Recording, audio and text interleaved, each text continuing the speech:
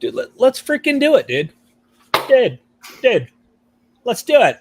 Oh, you got the intro updated with the sound, right? Yeah, I added some music. So this is going to be an open hangout live. You can bring your heresies and have lots of fun with us if you'd like. Yeah, Jonathan, credit to you, man. You're the first one here, which means you're going to have wings. But also, you created these cartoon intros, man. I got to brag on you a little bit, dude. I think it's only fair, bro. Let me show this cartoon intro. Here we go.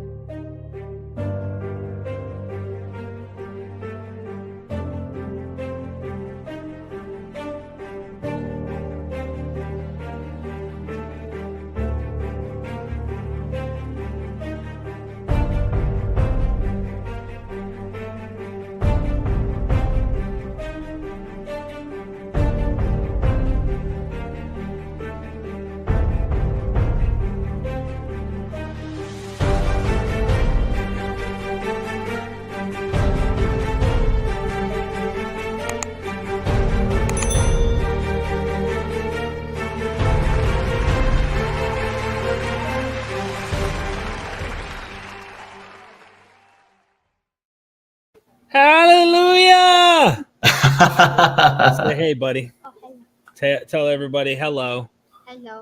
Hello. He got a haircut because he's playing football now. Oh, he's looking sharp. He's a little sharp, slick dude right here. We're live, man. What are you going to teach us today, Caden? I don't know. You don't know? Look, I got the link down in the chat for everybody wants to tune in and hang out. Send a few links out there and stuff. So, I hope everybody's having a great Friday. We're going to have a little fun and hang out. And, I'm not going to spend too much time because I got to take him to football practice in a little bit. Huh, buddy? Are you getting better? Mm-hmm. Yeah? Yeah. What's your favorite thing in football? Football. Yeah, but what do you like to do the best? What's your favorite part? Kickoff. You like kickoff? Yeah. Okay. I'm going to play defense. You are the kicker, though, huh? Yeah. I'm going to play kickoff and defense next time. Oh, really? Mm-hmm. Well, when he had that ear infection recently, Jonathan, when I took him to the hospital, I was like, okay, hold up. It was a close call, and I was like, I got to take weekends off, man. I can't do MythVision 24/7. They need me more than that, So spending time with him is always important. Everybody in the chat, what is up? Melody Joy, who's a member of MythVision now. Good to see you here. Thank you for being a member. I really appreciate that. Chris from Recreating Adam. What's up, man? It's been a minute. Oh, I'm sorry to hear that. Life is precious. Love to the family. That's right. That is absolutely right. Joel Pearson. He's exhausted. Yeah. I mean, he's way ahead of us. It's late. I don't blame you. Newest member. Norse Mythologies. Newest member. There you go. Awesome. Thank you so much, man. Yeah, I really appreciate that. Let me see. Play soccer. I thought someone was down in the queue. I thought I saw someone down in the queue. What does that mean? They're down here. When you see them down at the bottom there, you can add them in. What's up, Sobek? Woohoo! Okay, awesome. You can't hear anything though, can you, buddy? No. You don't have the headphones on, so he always asks me, he's like, I want to go live. I want to be in the live chat. He's been playing Call of Duty and kicking daddy's butt in Call of Duty, and just having a blast, man. He doesn't play Zelda yet? I'm a disappointing father. All I can say is I'm a disappointing father. Oh, man. Well, when you guys come down to visit, we'll get a good showing of Ocarina of Time. We got Majora's Mask. I think we got an old Twilight Princess running around here somewhere. Then obviously Breath of the Wild. So right? Yeah. All right. So let me show what I was going to show. The couple of other intros, I have not added any music, Jonathan. But I did you did do the visuals. I'm gonna wait. We gotta have the music right because you can't launch without that. What do you don't press nothing? You're gonna mess something up. Don't mess nothing up. You don't want to mess anything up. All right. What's up, Riddler? Isn't that the guy from Batman? Not much, just hanging out, enjoying Friday. The Riddler. Yo, I'm about to go see Doctor Strange tomorrow. Ooh. You going to see Doctor Strange? I have you seen it not. yet? No, but Sunday are movie days, so we might. Yeah. It's funny because I was just watching with my son James last night. Spider-Man. Was it the last Spider-Man? No Way Home. No Way Home. So, which is sort of gets us ready for the new Doctor Strange movie. So I already got my tickets. I'm hyped. Just ready to go for Saturday. Yeah. I'm ready to see Doctor Strange. Doctor Strange. Do you want to watch Doctor Strange?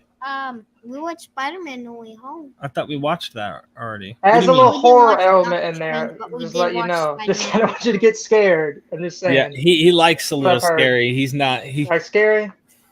I'm just saying. Yeah. Look at the I shout won't out. take too long of your time. I'll talk to you later. No, appreciate you popping in. I mean, I'm not going to be on here long anyway. Just wanting to connect with everybody. Say, hey, hope you're having a wonderful Friday. Nothing too serious going on here today. We're hanging out. If someone has something they want to bring up or whatever, they're more than welcome to. And I'm leaving the door open for that. But All I right. don't want to get I can't wait to too see long. more of your videos come out. I just edited. Well, let me see. I just edited a few videos right now on Egyptian influence on Israel's God and, of course, Israel. And Ben Stanhope actually did a presentation on that showing like the stamps and the coin, like the, what they press the wax seals and things like that. Yeah, the wax seals. There's like even like Horus and the flowering lotus and whatnot on these Israelite wax seals. And it's like, what the heck is this all about? Why is it that Egyptian iconography and their gods are being adopted and applied to the Israel, to God, the God of Israel? And so Probably has something to do with Moon Knight. So it's interesting though. If you check it out, then I did another one on Coming Back to Life, where I talk briefly about Herodotus with Zalmoxis. And then I go into the whole deal with why people want to come back to life and how it evolves, things like that. So makes me want to get Patreon for real. Patreon. But I am also trying to figure out with this member thing how my wife knows all about it. I'm an idiot when it comes to knowing this stuff, but she can actually, Ryan will be able to like tell me how to early release for the members on MythVision's member section on YouTube. Are you leaving me? I'm gonna go eat. Are you too cool? Yeah, for a while I was like, yo, why doesn't Derek have members? I'm like, he's like, oh, I think he figured it out. So I was like, okay. I didn't know anything about it. And actually, Neil made a mention of it, but my wife knew all about it. And I was like, okay, what's this about? Love you, buddy. I'll see you in a bit. We're going to go do football in a bit. Can't wait to see the MythVision Empire rise. Let's go. I'll see you guys later. All right. Good to see you, Riddler. What is going on, Dr. Monger? Hey, what's going on, guys? What's up? Good. What are you doing, man? What are you up to? Jonathan I'm trying to log off. Oh, yeah. Okay, I can remove you if you want. Here, you want me to just kick you? You guys setting me up here. No. All right. Actually, we were just talking about Zelda Breath of the Wild and Ocarina of Time. So we were talking video games for a little bit. Nice. Matthew. Nice. Yeah. So I was teasing Derek since he couldn't get past, what was it, the first, you couldn't get out of the main area, Derek, couldn't you? No. Yeah. Not spending enough time on it, man. You got to. If you haven't put 200 hours into that game. No, heck no. I got mad. The first boss I got to kicked my butt so bad. I was like, hold on, how much more play do I have to do outside of this just to get past this first boss? I think I struggled on the second Divine Beast, but after beating it, it was pretty quick after that. You know, if that gets taken out of context, Jonathan, you're going to be having definitely get stuck on the Divine Beast and couldn't move on. I don't know how big this beast that you just kept beating and trying to beat it, and let me play. Let me reveal the thumbnail. I'm kind of proud of my thumbnails. Sometimes I'm like, it's okay, but where's it at? I had it. Now I don't have it. Let me share it this way. I know a better way to do it. Here you go. Might as well share the visual from my Patreon for those who are. What the heck? I'm not a tech guru, just so everybody knows. This is real unprofessional, man. It is so bad. So there's the thumbnail. This is the one by Ben Stanhope JS in the chat. And it's quite an interesting. I might can tease y'all with the intro. You want me to tease you with the intro? I'll tease you with the intro. I worked very hard on it today, so kind of proud of it. Might as well. And this is also going to take just a second. Forgive me. Forgive me in advance. Okay. Yeah, I actually have got something I want to tell Jonathan about here after a bit. So don't run off if he starts showing us crazy stuff, Jonathan. I got a camera. Don't have your feelings hurt. He can't. He's too nice. Jonathan's just too nice. Me and him, we have conversations and get critical on the phone even. All right, here we go. You ready? Yeah, let's Here's see the this intro. I want to point out to people that this is something that the biblical authors do a lot, where they'll polemically take aspects and titles of foreign gods and they'll attribute them to their God Yahweh as a way of saying, look how badass our God is. Look, he's the authentic true God, and he takes the best attributes of the other gods and he does them even better. Habakkuk 3, which is like this war text where all these aspects of foreign deities are being attributed to Yahweh as he's preparing for battle. And he marches into battle alongside these gods named Resheph and Deber. So it's very strange, why do we have this motif of the sun child Horus being born from a lotus, and it's being used in official documentation like to stamp papyrus manuscripts in the court of this exclusive Yahwehs. There you have it. So that's early released on Patreon. I do this a lot for those who support me. And Nice. yeah, That looks like a good one. Yeah, it is. It's good. It kind of reminds me. I know I was talking with Neil and Gnostic Foreman about this, but I know when we were having a discussion bringing up Christianity, the true myth from C.S. Lewis, we kind of got in that idea that Christianity is the true myth. Kind of reminded me of that a little bit when he's trying to say that Christianity takes these ideas, but that's pretty good though. Yeah, I just wanted to show people I so value everyone who helps make this possible. I never thought I would do the thing I love, which is discovering mythologies and how culture, just everything, every level of how this stuff evolves and how our minds and our ideas have come to where we are today. Super impressed. Super impressed with being able to do this. Oh, snap. Bustin' Justin the Hizzy. I did put the link out there. So if anyone wants to pop in and say, hey, real quick, you're more than welcome. You don't have to stick around. I know I keep people talking and you know how it is, but I do have football in a little bit. So I have an excuse to get out of here soon. Whenever I want at any moment, It should drop us. But seriously, he's got football and proud of my boy. He's doing really good. Nice. Matthew, what were you going to show, man? I interrupted you just being excited. No. I was just trying to make it more comfortable. The fact that you were just messing around with tech and couldn't get anything on the screen. But no, I did actually come across an article this week that would have been pertinent to our debate about Isaiah. And it was really interesting. So there's this guy, Drew Longacre, that actually Kip and I both know. So it was it's actually embarrassing that neither of us remembered that Drew wrote this article a few years ago. So sorry, Drew, if you ever, I don't think you'll be in the MythVision podcast, but but anyway, so what Drew discovered is that, so with the Great Isaiah Scroll, right? So what we've been talking about, this the Great Isaiah Scroll from Qumran, is a complete copy of Isaiah, right? And so we've been discussing whether or not it shows signs of being come from a tradition of two different manuscripts, right? Is it copied from two halves, or was it originally a whole? Or is it copied from a forlagen, as we say, from a whole that was a source text or source manuscript? Well, so what Drew discovered is that one thing that we've known for a long time, and actually like all the way from the 1950s, is that there are a lot of weird textual things that happen in the last half of the Great Isaiah Scroll.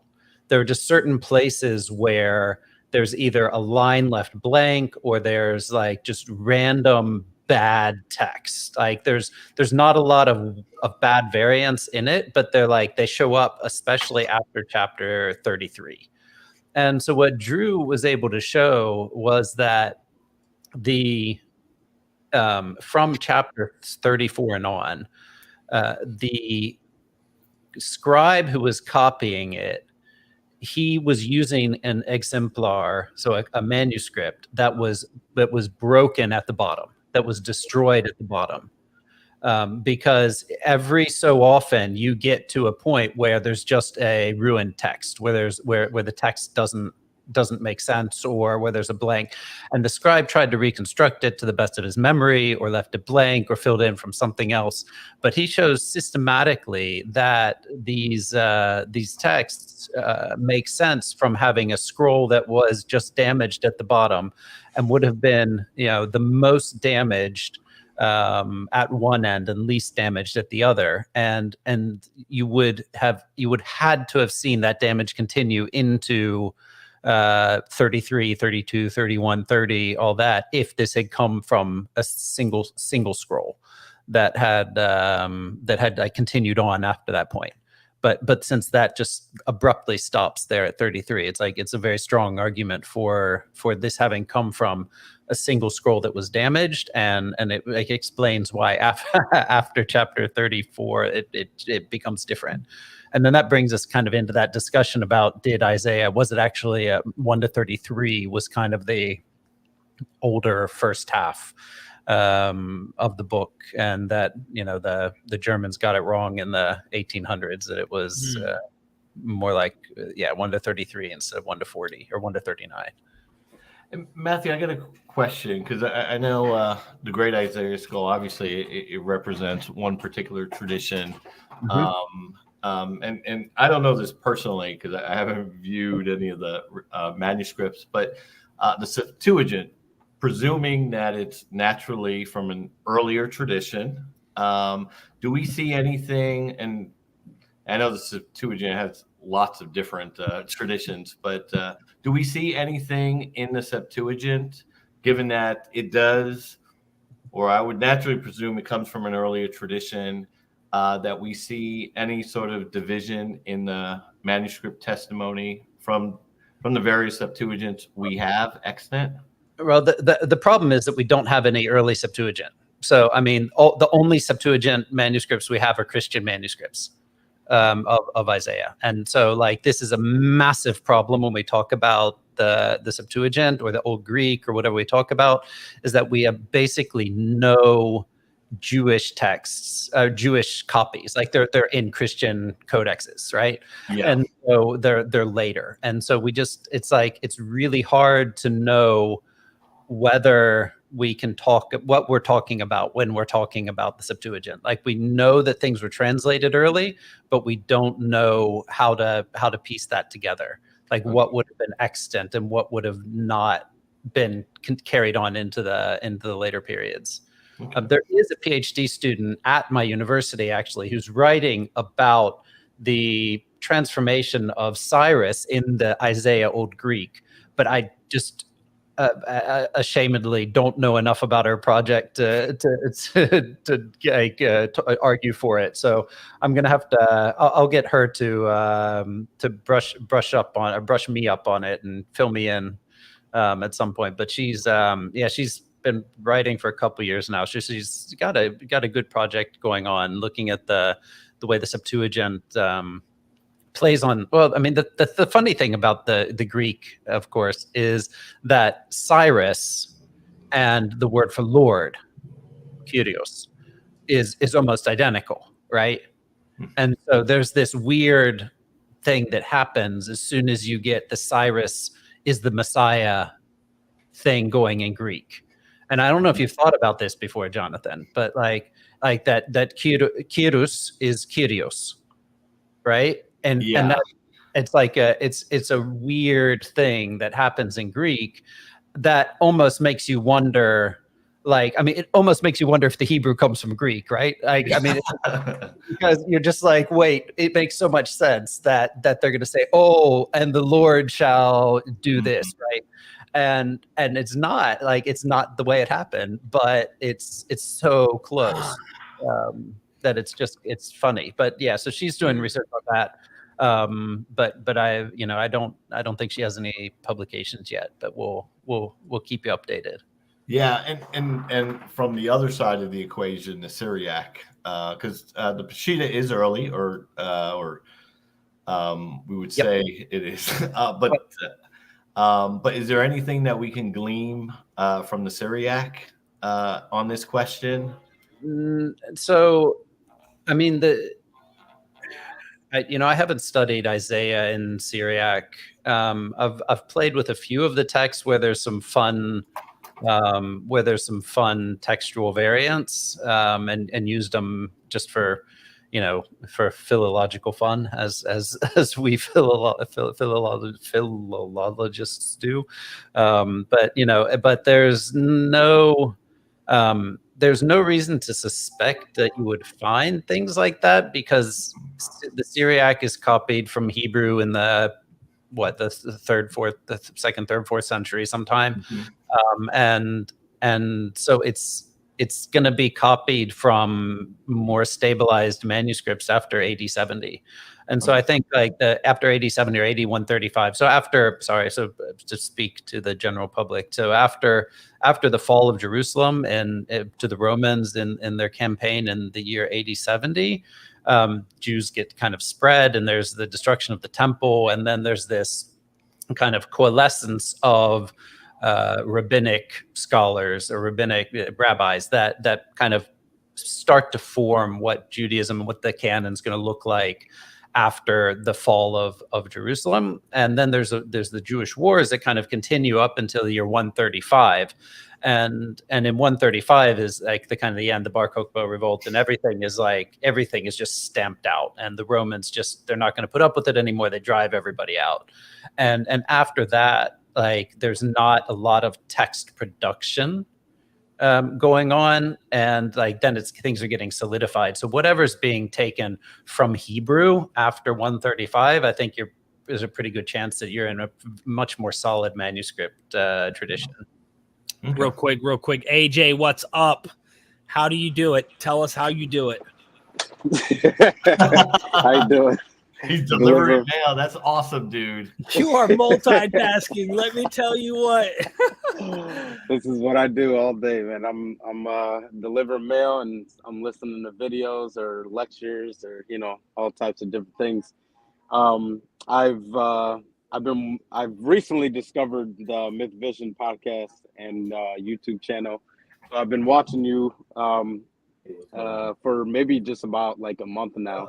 I'm not sure how long you've been on the YouTube, but I was kind of, how long have you been on YouTube? And I think MythVision, the program itself, has been on for a couple of years, but as far as taking it serious, I would say around when COVID hit.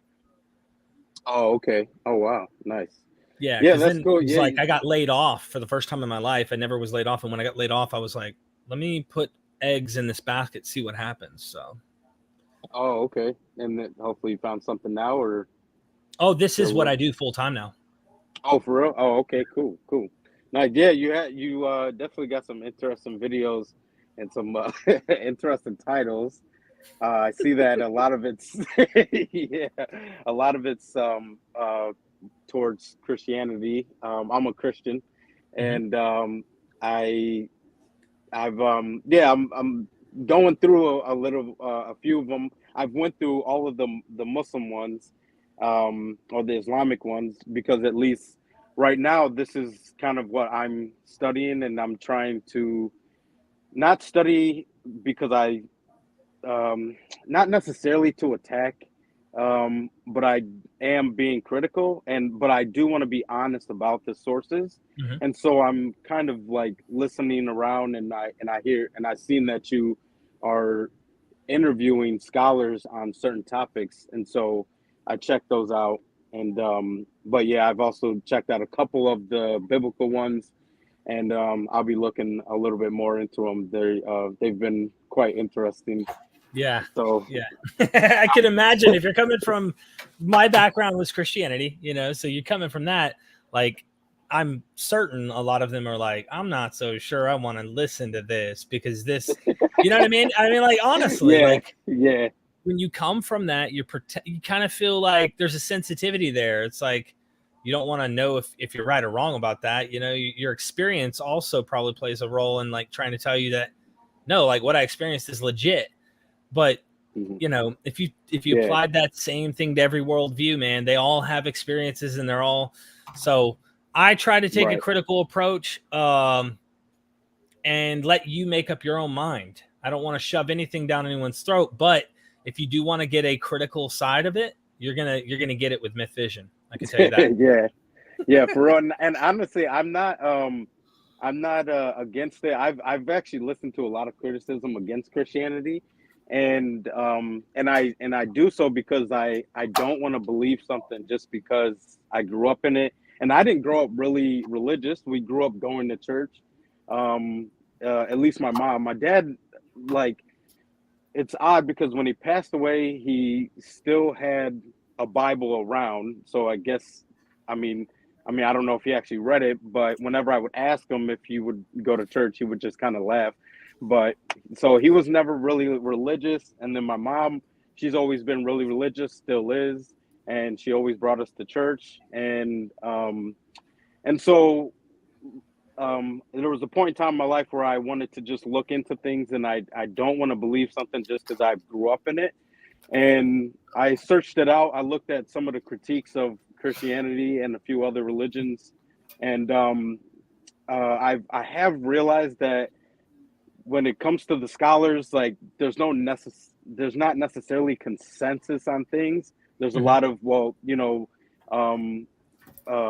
disagreement, but some things are agreed upon.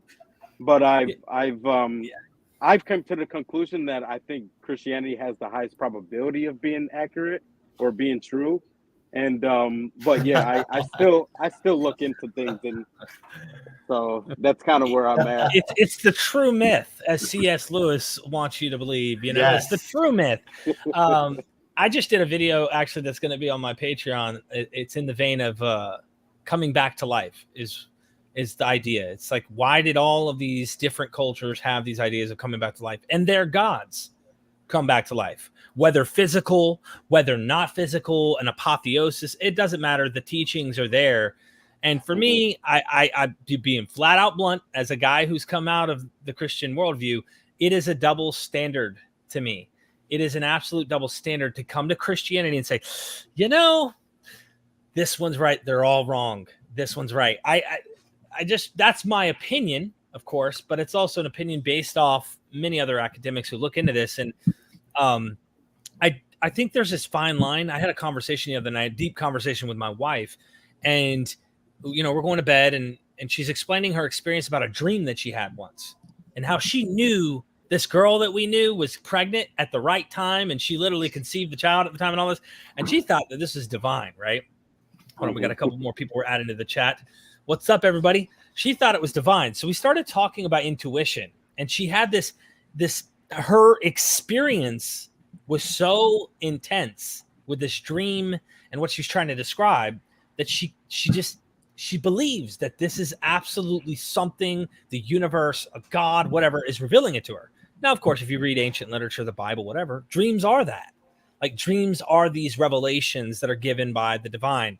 And I told her, I was like, well, when you look at science and you find out dreams are made up of memories, and they're not only made up of memories and experience, but there's also this state where I'm reading right now Oliver Sacks' book on hallucinations to try and understand what's going on with dreams. And man, we got everybody's baby in here.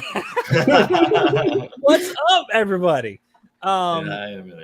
Just to wrap up what I was saying is, like, I told the wife, let's look at what some of the scientists say on the subject of dreams. Oh, look, my son feels left out now. He's like, and so we, you know, I just said, look, intuition is it's a really developed thing in mothers, and it's we men are just like oblivious to half the stuff that women are akin to. And I pointed out, like, you're better at certain things than I am, and perceiving of things than I am, and it's helped you survive. It's part of the evolutionary model, in fact, is what the science is saying. And she just said, there's no way I would have known about this girl getting pregnant and this and that. And I said, how certain are you with your memory, right? When we know about memory studies, how confident are you that there weren't clues around that time where we know about this girl, we had ideas about the girl sleeping around or whatever, so she's probably going to get pregnant, and you had this dream about it? Or how do you know you're not connecting things to the memory that weren't there initially? So we had this deep, not normal conversation that we ever have as a husband and wife. And she was just like, at the end, you could be right, but that experience that I had was profound, and you can't take it away from me. Mm-hmm. If I gave, let's pretend what she said wasn't actually factually true. Just like I used to mythologize my recovery story. When I got out of like heroin addiction, I applied these memories that I had about, like, I'm looking for signs. I'm trying to find patterns in the world to survive. And I would tell the story at AA meetings and NA meetings about how I got clean. And it sounded like a story that should have been written in the Bible. Like, it was mythologized. I really made it heightened and whatnot. And my wife was just like convinced based on her experience. So I know about the experience, but I also know that even if she found out what she experienced wasn't factually what happened, the experience outweighs what really happened to her. And she pointed that out. She's like, if I'm going to be honest, what I felt was more important than the details you're trying to get into, taking a logical approach to the situation. And I was just like, right, there's some truth there. Took some twisting her arms to convince her to admit it, but you know, she was like, okay, yeah. Now I want to ask a real quick question, and I totally understand where you're coming from, and I'll say this like real quick, because I've tried my best. I've never had any experiences. I never used miracles in the Bible, and I used to, when I read the Bible, I did feel like it was speaking to me, but ever since my Muslim friend told me he felt the same way, I'm like, okay, maybe I'm tripping then. And I never used that idea again. And so I just kind of wanted to say maybe their experience is legit too. This is the thing. I think from my perspective, and I don't know, maybe, I think, Taryn, aren't you, am I pronouncing your name right, brother? Tehran. You are Muslim, right? Yes, I am. So we have 2 Christians, a Muslim, and a few skeptics. From my perspective, right, I grant all of these experiences. From a naturalist worldview, I think everybody having experiences legit. I have them as an atheist. Like, I legit have experiences that I say are profound. It's like, wow. How does that work from the worldview of, let's say, Islam, or the worldview of Christianity? So how does a Muslim look at someone who's a Christian who has these experiences, and they're completely convinced based on what they're reading, their experience combined with whatever they think is convincing them of the truth? And how do you view that? Do you think it's a deception? Would you say that it's a trick? Where do you stand? Yeah, one thing that that's what I first told myself is, when my Muslim friend told me that when he reads the Quran, he feels like God is speaking to him, and I honestly felt the same way. I just kind of chalked it up. I'm like, well, maybe this is just the way that the human brain works. I mean,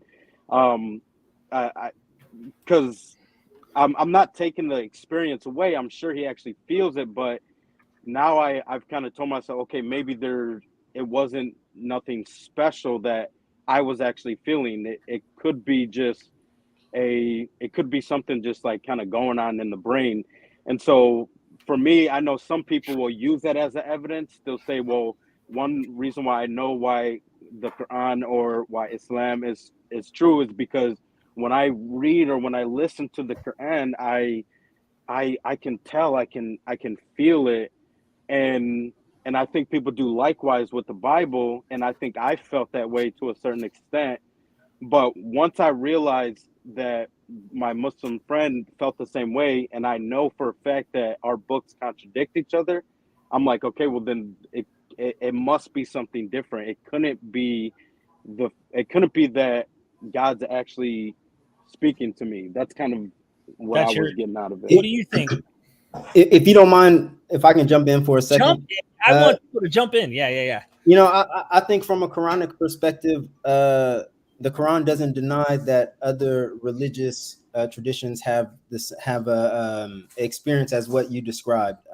You know, I'm just going to paraphrase, but in the Quran, I believe in chapter 3, it speaks about how Christians, you know, in their devotion, you know, you see tears coming from their eyes. They get real emotional and stuff like that. So I don't think the Quran delegitimize any other religious experiences outside of what we understand to be the Muslim tradition. How does the Christian tradition deal with it there? I could say it myself, but honestly, it's only fair to let those who are Christians speak. Yeah. Go first. Who's the other Christian? Okay, yeah, go ahead. Oh, Caleb a Christian or Caleb can, or you, Jonathan, don't Jonathan, matter. But you can go, Jonathan. I mean, when I look at other experiences, I know I like C.S. Lewis where he talks about, you know, God is expressing through the pagan stories, you know, through the poets and everything, his realization. I think there's this natural understanding when we look at human experience as a whole, going all the way back to all these ancient civilizations having this idea of a God. And I think that does naturally come from something. I think every ancient civilization has prior to post-enlightenment. And I do believe that speaks to something greater that we as a people or civilizations have always recognized. And I don't think it comes from a hysteria or a need to worship something. I think there's something natural and innate in all of us that recognizes some sort of great spirit or divine entity that through creation or through the works, something is being revealed. Call it radio waves. There's something there. And once again, we don't have to default to the God hypothesis, but I do think we should be engaging it.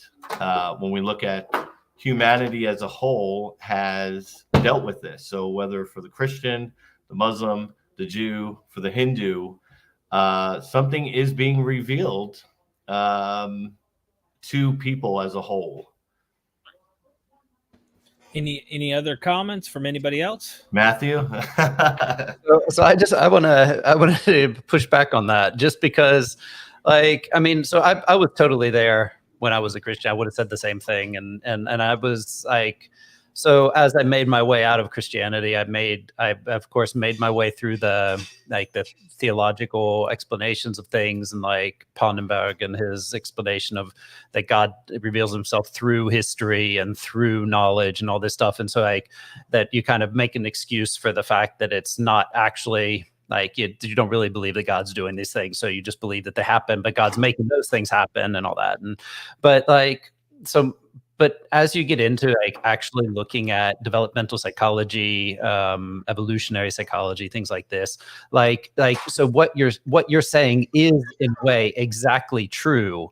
that things are being revealed, but it's just kind of the opposite. It's just that every single person has to experience the world in order to have experienced the world. And they have to experience experiences in order to have experienced experiences. And so when we are like blown away at the majesty of the earth, it's like, well, yeah, if you haven't seen it and you see it, then you're just like, it awakens emotions. And we literally feel emotions. We do. And there's pretty good naturalistic explanations for the sensations you feel. And if you are growing up in a religious environment that tells you this is Yahweh giving you that feeling, then you're going to believe it's Yahweh giving you that feeling. If you are in a religious environment that's telling you that it's Allah, you're going to believe it's Allah. And that's the way the brain works, is like when you tell young children that what you feel is a result of this, they believe it. And that's like literally the worst thing about being a parent too, because like you really want to explain things in the simplest way to your children, and it messes them up. Because you can very easily give them explanations to stuff that are easier for you as a parent, but that aren't actually helping them in their development. And I think that's like one of those things that, like, so when I experience at a Garth Brooks concert or on a run or in a whatever, I feel this emotion or whatever, like I no longer need to say, well, why does God give me that in a secular setting or whatever? Like, yeah. No, you can't add any pushback, Jonathan. You're not allowed to say nothing, dude. I'm just kidding. Just a little pushback, Matthew, and one of the points that C.S. Lewis and Tolkien make, even if they said that Genesis was fake, that someone reading it would be more spiritually nourished and alive. And this is one of my criticisms of the rationalists is, and when we look at the Romantic movement, this idea that fantasy is bad. Now, C.S. Lewis and Tolkien both make this point, that the spiritual value that a person gets from this, even if it was fake, would be detrimental if you took something like that away. And I hear what you're saying, but is that coming out of the rationalist position that all these things are bad for society and there's nothing good in them? Not at all. So because I love literature. But I just don't think that we need to define the category as supernatural, spiritual, whatever. That's where the positive comes.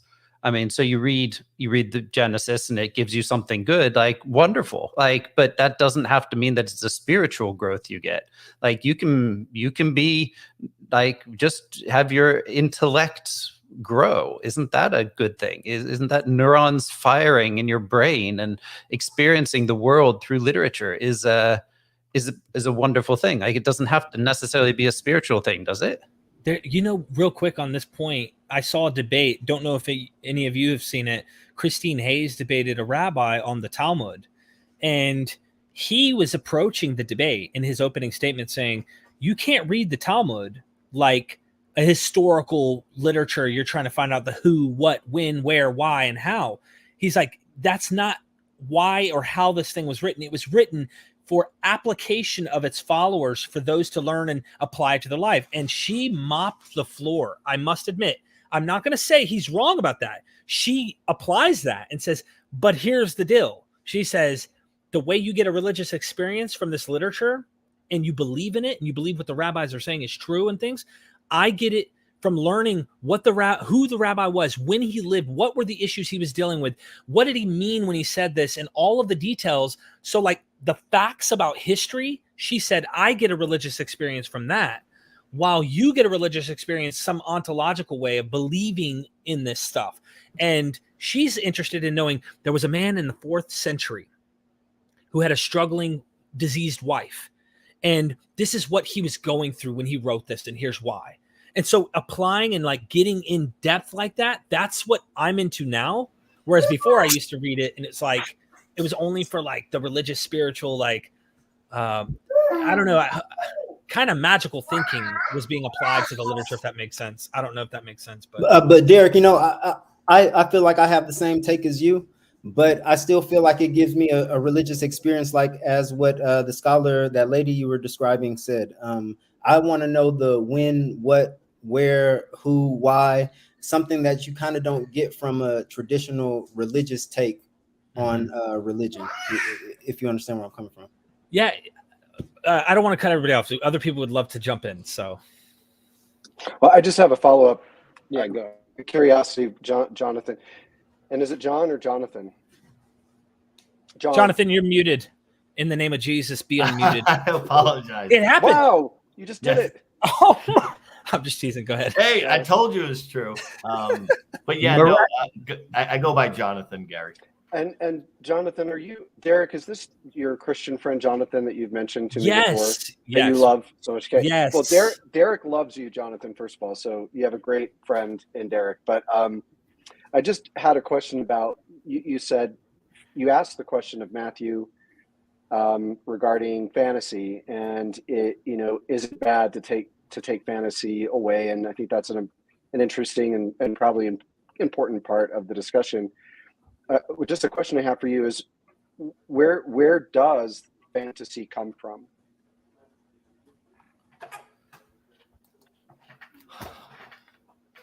Where does fantasy come from?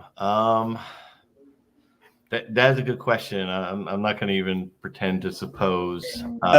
Gary, if you don't mind, why does it have to be described as fantasy? Why can't we use myth?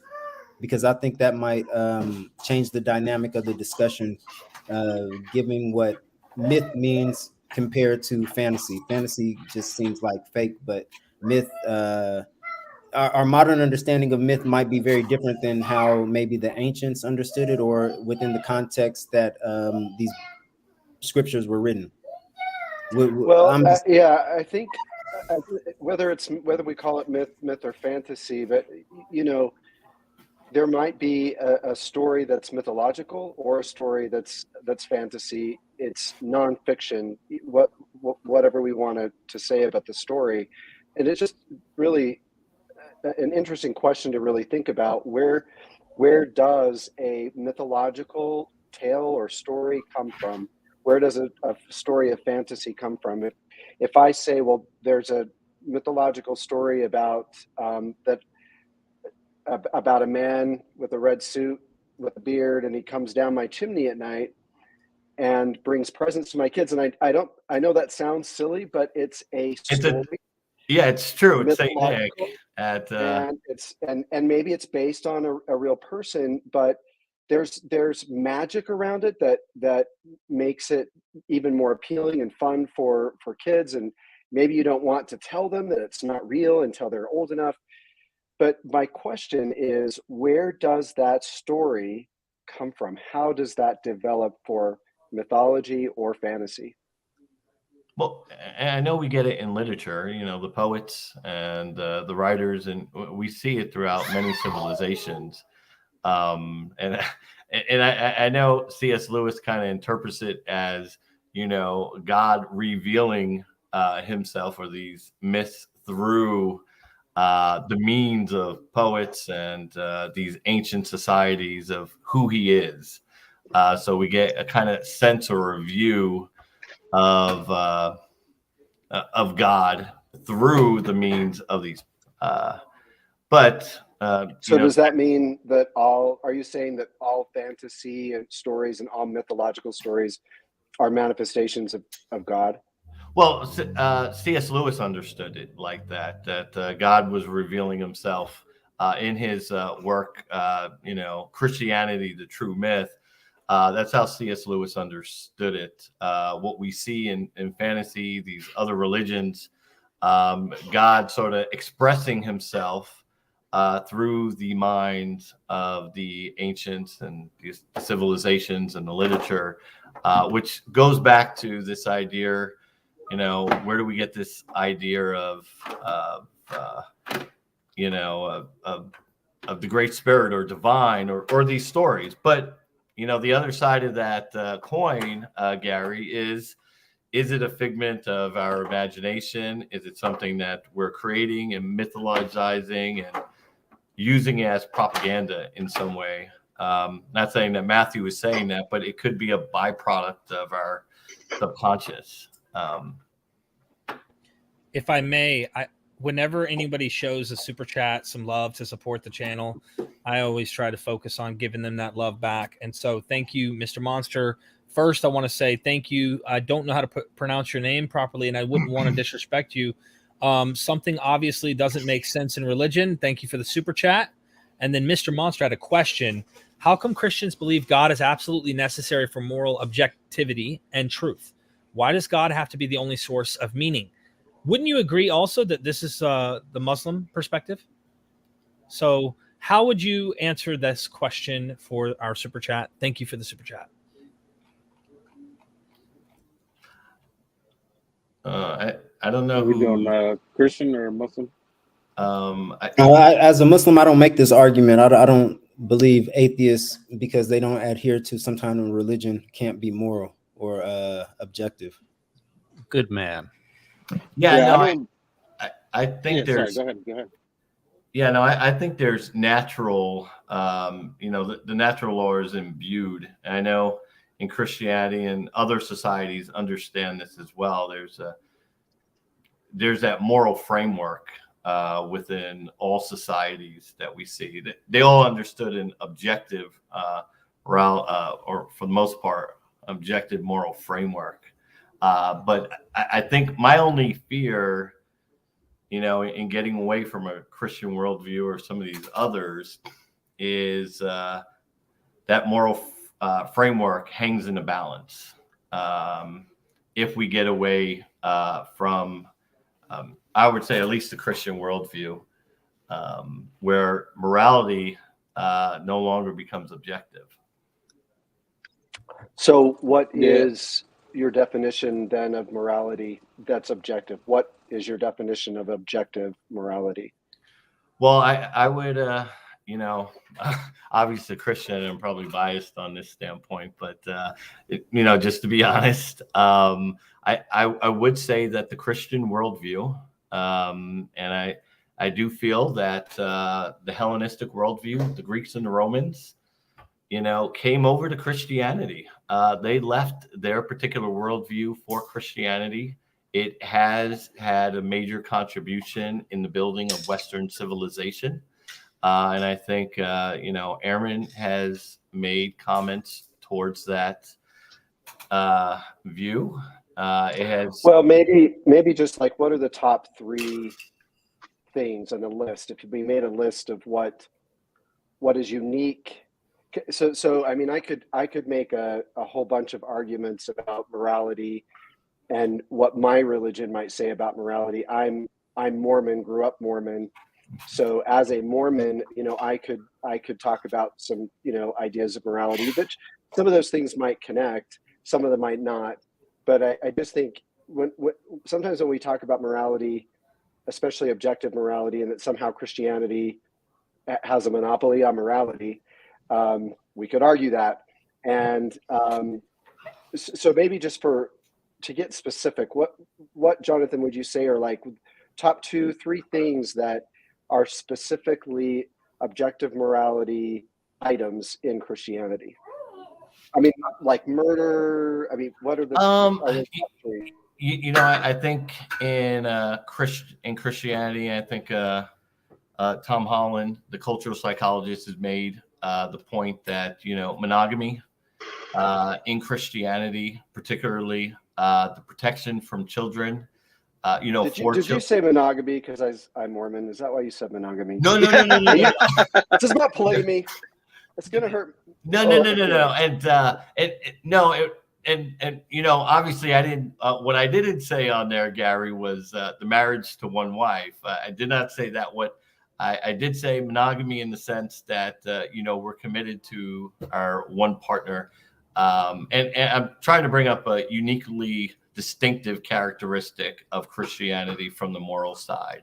The other that we see in Christianity, and this is very early on, the protection of children, and we see this very early on in Christianity with getting away from the Greeks who would expose their children to the elements, them bringing in orphans and kids that weren't wanted, and then the idea that you didn't have to be big and powerful anymore to be liked by the gods. The ideal in Christianity is that the one with no wealth, that was sick, that was persecuted, would have value. And I think in societies as a whole, or prior to Christianity, the poor, the people that didn't do well, society shunned people like that, and Christianity helped turn the tides on that. And I'll end there. Is it okay if I jump in real quick? Hi, my name is Michael. First of all, big fan. Been loving your channel for a while now. I think that we have to be careful with romanticizing our Judeo-Christian ethics. Also, just for a little context, I'm a former charismatic Christian. Lived it hot and heavy for like 20 years. Had a serious deconstruction that lasted between 5 and 7 years, and now I'm unnameable. I don't know what you call it. But to say that, well, the Hellenized culture chose Christianity, I think that's kind of true, but it's also true that the culture was shifted that way on purpose by Constantine. And so, there was an autocratic fiat that pushed it that way, and there was a purposeful suppression of anything that wasn't considered to be traditional Christianity. So you could also argue that Christianity is totally influenced by Hellenistic ideas. Exactly. Oh, for sure. There's definitely a Eusebius said it. I think he called it preparatio evangelica, where a lot of what went into Christianity was taken from pagan ideas and just Christianized in order to make them more palatable. I think that's why it's been so successful personally, is that Christianity, we talk about mutation in evolution. And it's not the strongest that survives. It's the one willing to change the most that will survive. And guess what Christianity is really good at? It's very good at evolving. To the culture it is involved in. Absolutely. And I think that's why it ends up becoming what it is. And I think you see the same thing with early Islam. Just as what you described, Derek, you see the same thing with early Islam, being able to shape shift and be able to take in a lot of different cultures, ideas, and then make it their own and turn it into something that you wouldn't even recognize later on down the road. Right. Because you could say that Christianity, I'll hear the argument, well, Christianity, is the correct worldview because of how successful it's been. Well, you could make and there are countries that are Christian countries, right? Well, you could make the same argument about Islam. It's just that Christianity got a head start. So Islam happens later, but they also are wildly successful. Really, there are entire countries that are Islamic countries. And then you could argue the same thing about Mormonism. Mormons would argue that they've been successful, in their growth. They just got a later start than Islam. But so it is and very Hindus. Easy to, well, there we go. Yeah. I think to tie back to what we were talking about, objective morality, I think we have to be careful with the word objective because, and I think this is where a lot of people who try to think philosophically primarily really miss out, is because they're stuck on this idea of it's either relative or it's objective. And it's like, well, it could be that what we experience or think or feel is an objective morality is just that which has been most successful across the longest time among the most diverse group of people. And so when we say, we have all these different cultures and religions, that there are these bedrocks about don't murder and don't steal that seem to be universal truths. Well, when you have a population of people that get lots of time to live in various contexts and conditions, the thing that's going to be most successful and most pro-social to make that group survive is going to be the stuff that does not lend itself to wanton destruction of life, because every life is valuable, and unnecessarily perturbing the peace. Taking people's stuff willy-nilly is not healthy. And so the idea that was brought up earlier about this idea of objective morality and the Christian framework being, some kind of objective morality, I think that that's just an indication of the fact that the Egyptians influenced the Greeks, which influenced the Romans, which influenced the stories of Jesus that were later created. I'm not here as a mythicist or a historicist. It almost doesn't matter, because the texts that we have for Christianity are not historical texts. So the argument of whether or not it's historical is not really as important as what are the texts and how were they formulated and what's the things that inform that. There's this confluence of all this stuff that's going on. I would pick a bone just with the statement of them not being historical texts. It depends on what text we're dealing with, but also this is a good point that is it Tehran? Did I say that right? Tehran mentioned this earlier when he said, what do you mean by myth? The definition of myth that Gary brought up, right? What is meant by history at this time isn't what we think of as history, of like objective, literal, everything. So it's like, while I love using the word myth and I love using the word historical fiction, I think it would fit more in that category, because there are nuggets there that you could say, hey, okay, they knew something on the ground. Absolutely. You know what I mean? So I think I get what your point was. I just wanted to clarify that, because I know Caleb will die on that hill, man. Caleb's in the middle. He's like, yeah. I definitely don't agree. I get it. I've been there, but with everything that I've learned, it seems impossible to me, especially with listening to Richard Carrier and seeing the literary construction of the Gospels.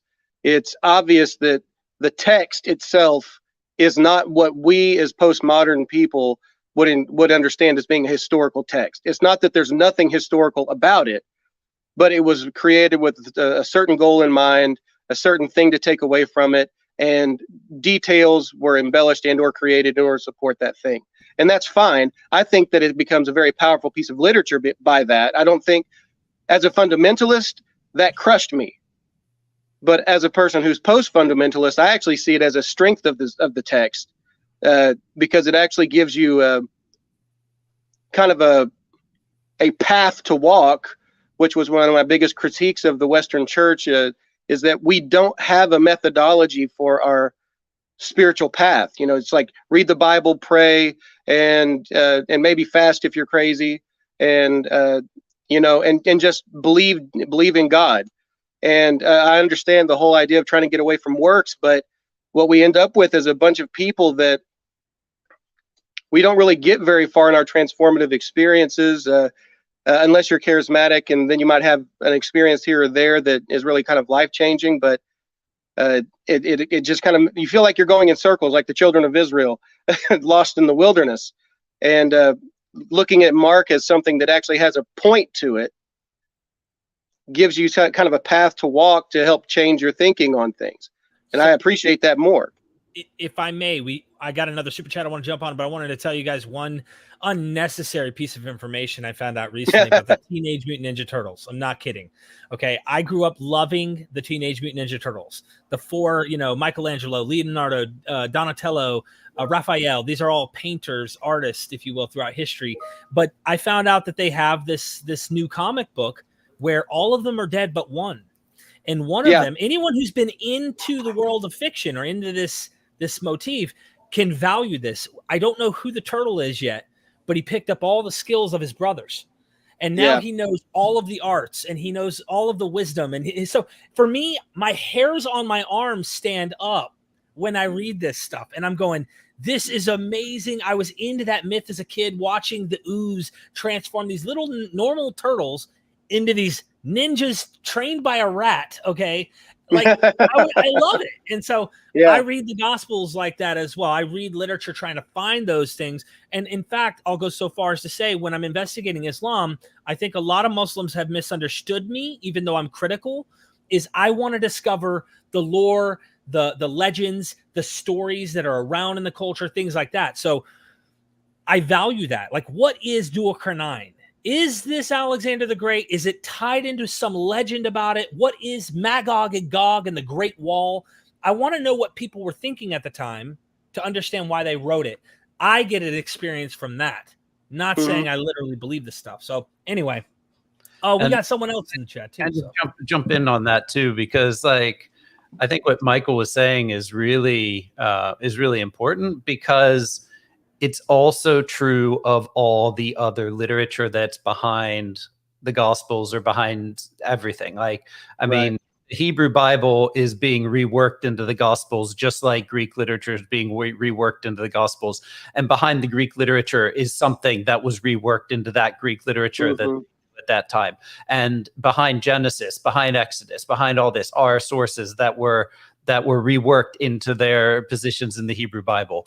And there's just this ridiculously long line of transmission of ideas that like just we have this like snapshot of one time that people say, here's the truth. And like, but they're not looking at this long line of transmission. They're just saying, here's this point, that's it. And that's where, like, for me, it's looking at that long line. It fascinates me. It's interesting. It's exciting. That gives me a kick. Like, and where does that come from? Well, where do those ideas and that are reworked over and over again actually come from? Where does those ideas come from? Yeah, I don't think they have to come from anywhere. Why do they need to come from somewhere? Well, I think what Gary, correct me if I'm wrong.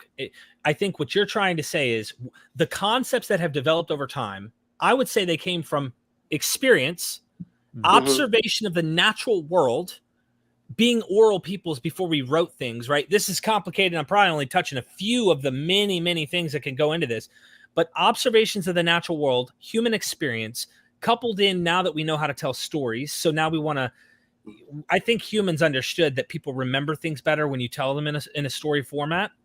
So now they're figuring out how to make clever narratives to formulate their deep teachings that they find sacred.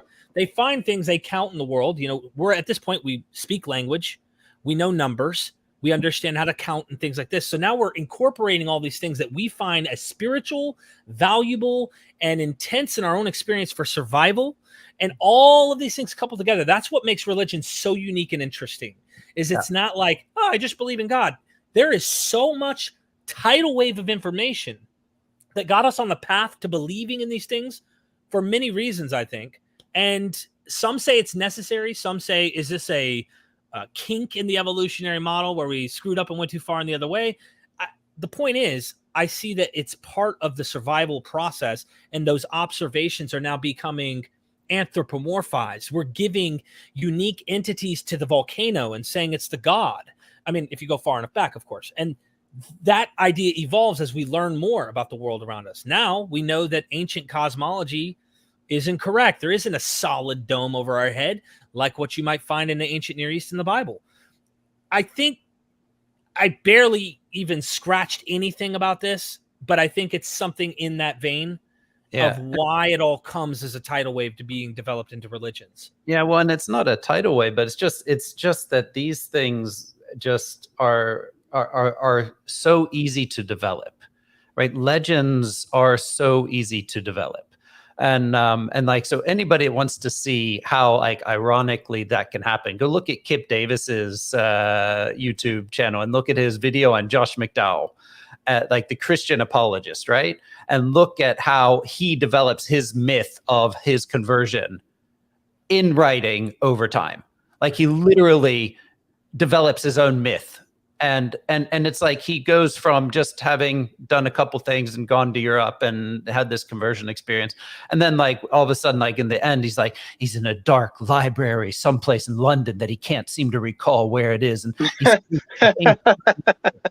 all of a sudden he shouts out to the empty library, it's true, and he's and like, I mean, there's like this mythologizing of his experience that happens. He's alive. He wrote all the texts, but still it's developed like that. And so like the fact that people develop stuff over years and after centuries after things happen, that stories are passed down. It's just like the human mind is able to embellish with, you know, they say the past looks different every time you look back at it, and I'm pretty sure everything that has happened to me will probably play out more glorious than what it really did when I tell it. Yeah.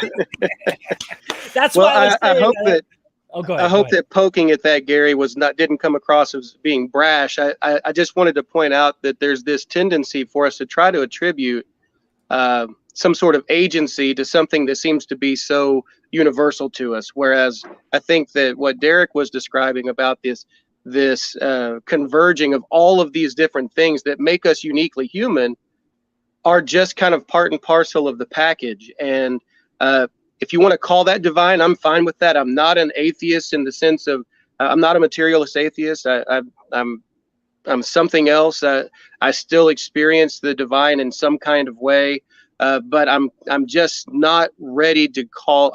There's not any reason for me to believe in a theistic God that is like directly influencing personally history.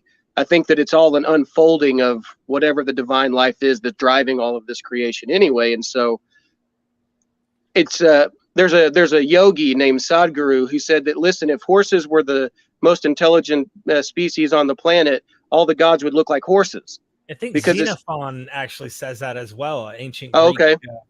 So yeah, he says if horses could draw images of their gods, it would look like horses. If it were Right.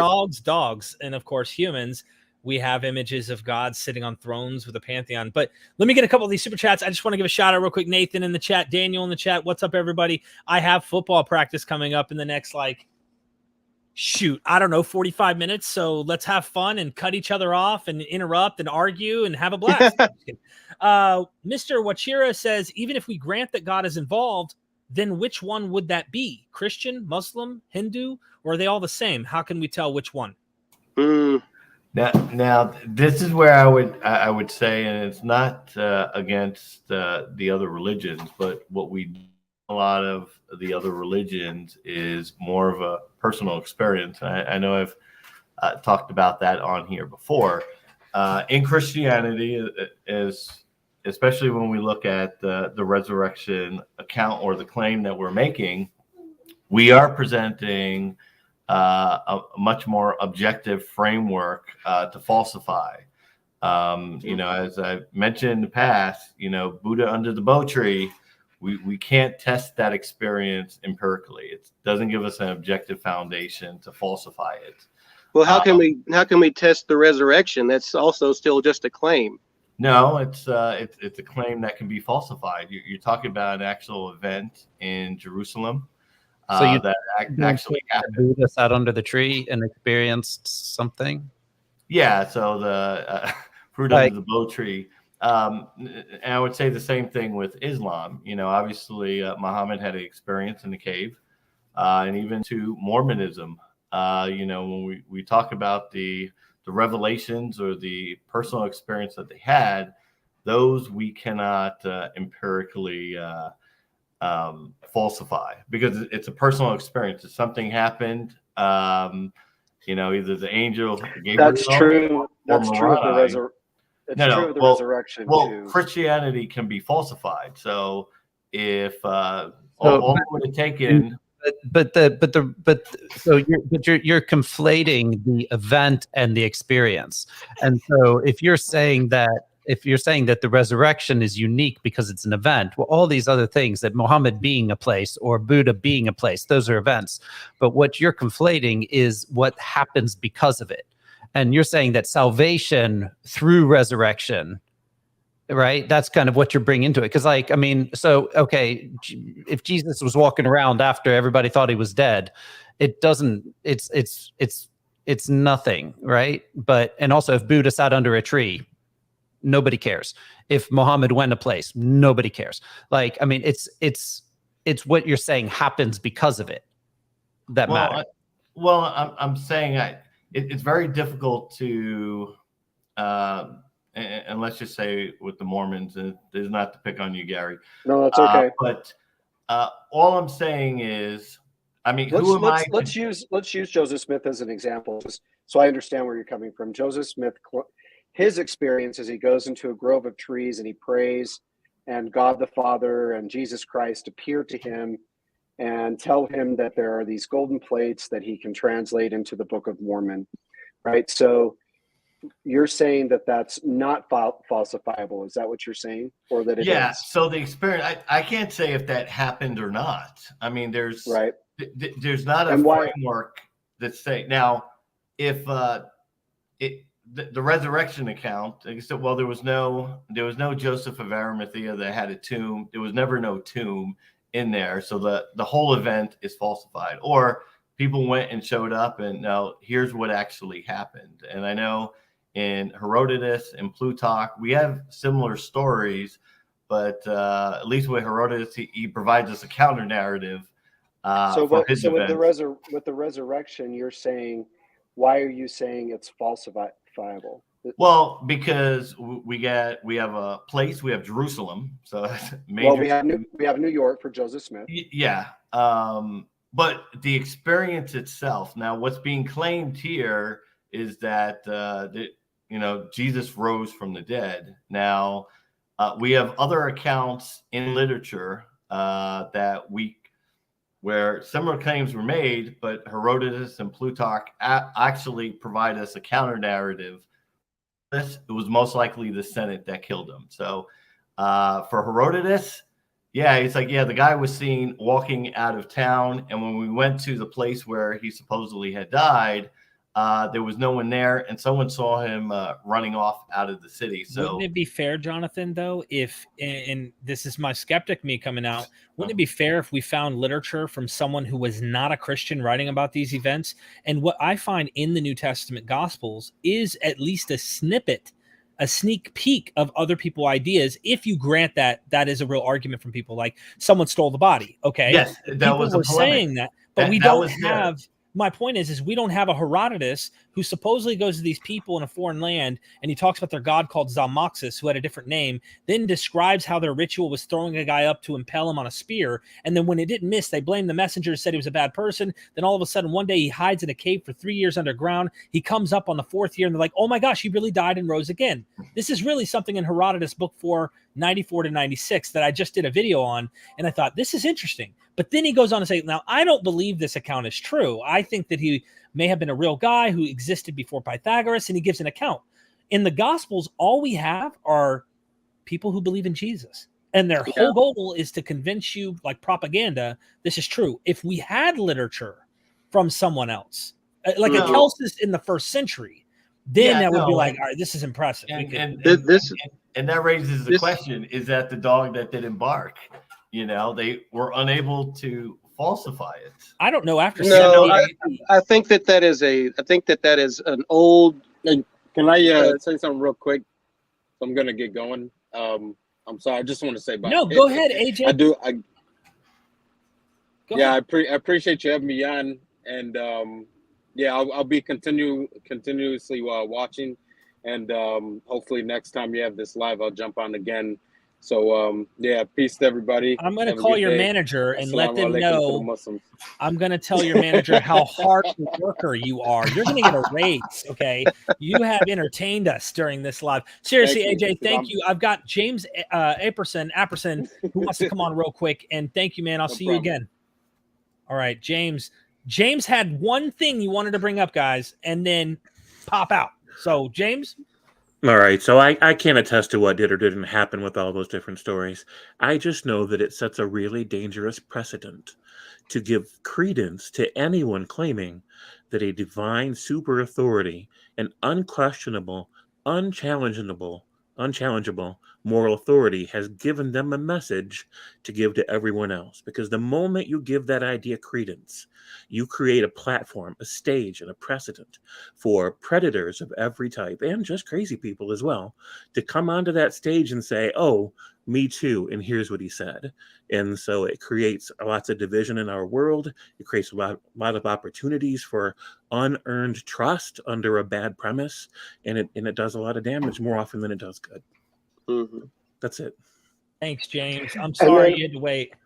And I would just say, Jonathan, I understand what you're trying to say, and I'm probably just pressing you on on it because it's certainly fallible. And one of the things that had probably been the most like aha moment for me is really there is a true comparison between the early Christianity and writings of Paul and early Mormonism. The only difference is we have the documentary evidence for Mormonism. So it is easy to go back and say, well, Joseph Smith first said he saw Jesus, and then his story evolved and changed because a new narrative needed to be developed, and soon you have a whole different story, but that originally wasn't what he said. If you just took a moment, and I know this is probably not interesting to anyone but Mormons,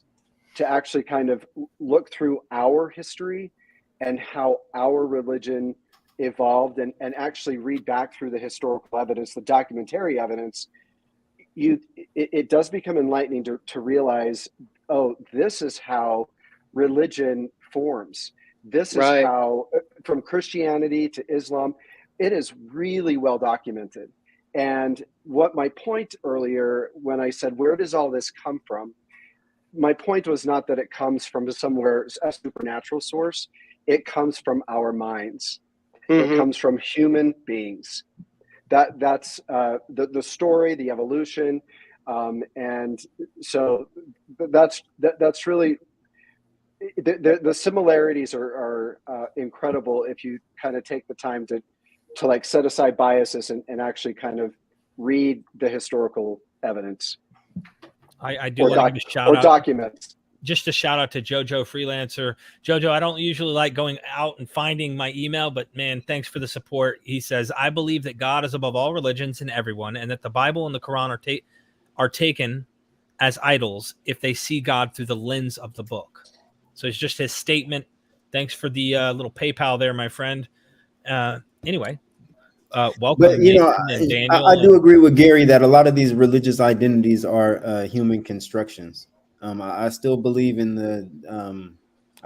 God behind them, but as religious identities formulate, it does have mostly a human hand involved.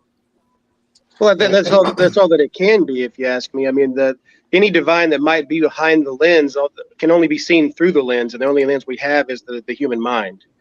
And in a sense, the divine, the transcendent is actually unknowable, except through your own personal experience. And the hope is that you are on some path that is helping you break down as many walls as possible to be able to get beyond simply your cultural construct or your ethnic construct or something like that, to get to something that's as universal and transcendent as it can be, still in a human mind. And I think that's the power of it. I think that's what the usefulness of, again, I'm post-Christian, but there's been plenty of times that I've still put on worship music, that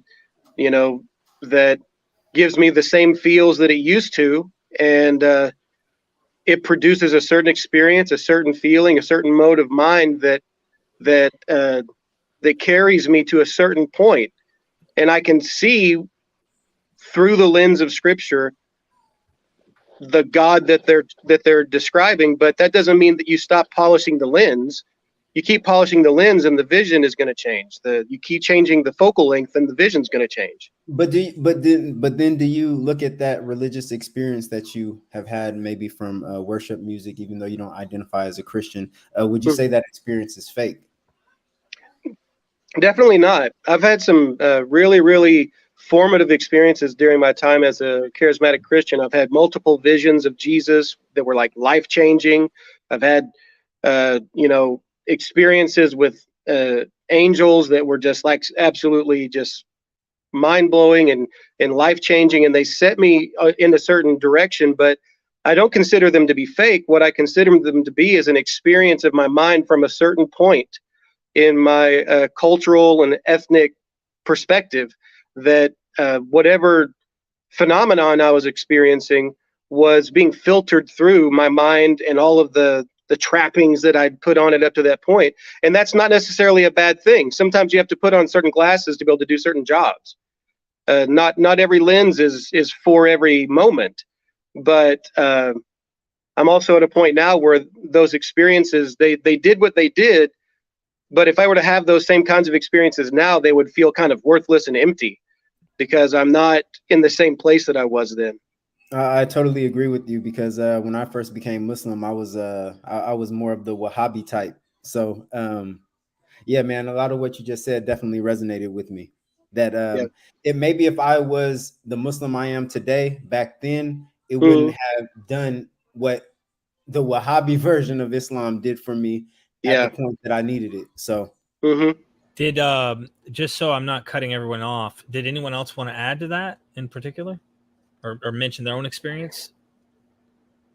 Well, I was just gonna just to kind of add to that experience of feeling something. So in my past several years of my career, I've worked pretty deeply in genetics, and in studying genetics and understanding how genetics really is a program that determines how our brains work, how our insulin is secreted, and growing up in a religious environment, I of course felt inspired by this magic about these magical properties in my mind. They were magical of DNA, and how this combination of amino acids creates this chemical reaction that turns into insulin or turns into your brain thoughts or whatever it is.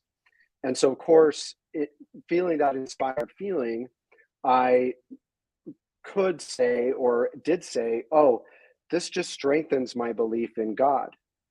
On the other hand, because I'm a scientist and I've grown up also in a secular education, I also realize that that the DNA and the combination of the different amino acids and how they change is actually 100% a result of an evolutionary process. And we have a lot of evidence for that, including cancer biology, cancer genomics. You can actually watch evolution happening.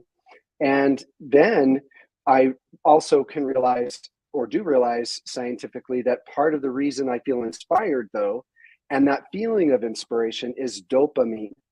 Dopamine is being released because every time I learn something new, and this is true for human beings, when we learn something new and we learn a new skill, our dopamine goes up, right? And we feel inspired. We may even want to create a mythological story behind that inspired moment. And by the way, that is an evolutionary trait that we have, because part of what makes us special on planet Earth is that we do have an innovative, creative mind, and that is our specialty. A bird's specialty might be flight. Our specialty as a species is creativity and innovation. But when you talk about that lens, it's not necessarily bad if in my mind I think, well, that inspiration I'm feeling must come from God. It's also not bad if I say that inspiration I'm feeling comes from dopamine, and I'm going to keep figuring out how to learn new things to keep increasing the dopamine, right? And clearly you could more readily argue that the physical world is the actual answer, because every time I invoke God, it's invoking something that is supernatural, right? And sometimes I want to do that because it feels more fun. It feels more magical. It feels like Santa Claus, right? And that can be more fun, but sometimes it's not. But it's a story that we're telling to memorialize the experience. I think something that is a little risky you talked about how it's not negative to feel like it's inspirational from God, and it's also not negative to look and see it as a materialistic kind of this is simply dopamine and stuff like that. What I have found is a very common side effect of that kind of materialistic reductionist view, even though it's technically correct, is that it leaves people without any kind of sense of meaning. And that's something that narrative and story and myth making bridges the gap for, in that it should be a continuously evolving myth, taking in as much of our understanding of the natural world as possible, but we have to have these meta narratives. We have to have these something that gives us a sense of how this projects over time and across societies. And what does it mean for me personally, and how do I fit in the middle of it? But you don't have to make it mythological though. You can tell that story in an inspiring way that's factual. You don't have to invoke the supernatural to tell the story. I'm not saying to invoke the supernatural, but any storytelling is in and of itself not simply the recitation of facts. How you choose to contextualize the truth or the facts that you're trying to bring to bear in the story. I don't care if it's a Marvel movie or the Gospel of Luke. What you're endeavoring to do is to encode in the narrative something as close to factually accurate as possible in a way that translates into our psyche, because we're not simply automatons that just respond to chemical things. It gives us a sense of meaning. And if we just break it down to dopamine, even though that is correct, we might find all these ways to hack our biology to produce dopamine in ways that are not useful. Well, but I or think ways that are helpful and healing. Yeah. Yes, it could go both ways. That's why I'm saying is that it's possible, Michael, that you're kind of getting it backwards, because we do make narrative. Like that is also a human condition. Like we do make narratives. And so I think, like, for me personally, like, I grew up in a Mennonite context where like basically, like, one of the things I think I learned from that was you're not supposed to stand out. You're not supposed to be proud of anything. You're supposed to be humble and very, like, I mean, this is a conservative Christian trait, but it's like, I think it's pretty, like, in the Mennonite Amish world, it's even more so. Like, you're not supposed to be flashy or whatever. But like, not that I was ever a good Mennonite and not flashy, but so, like, for me, when I learned that I could explain sensations, explain things in a naturalistic way that and then remove the narrative that I need to suppress anything good, that I could say this is natural. Like, I'm supposed to feel this good when things happen that are good. And that for me removed the mythological narrative that actually held me down. And so, like, to say that there's no like the need for me to have a story, okay, sure, great, but that narrative, assigning it to the divine, was literally the worst thing for me. And that's what I spend most time in therapy trying to get past, is like, how can I allow myself to feel the good things and be happy and deserve it? Because, like, that narrative has ruined. Yeah, and I have a similar story, and in terms of the whole feeling and how imposed in this imposed Christianity, that all about the feelings, because I never had the feelings, and I'm really bad at having feelings.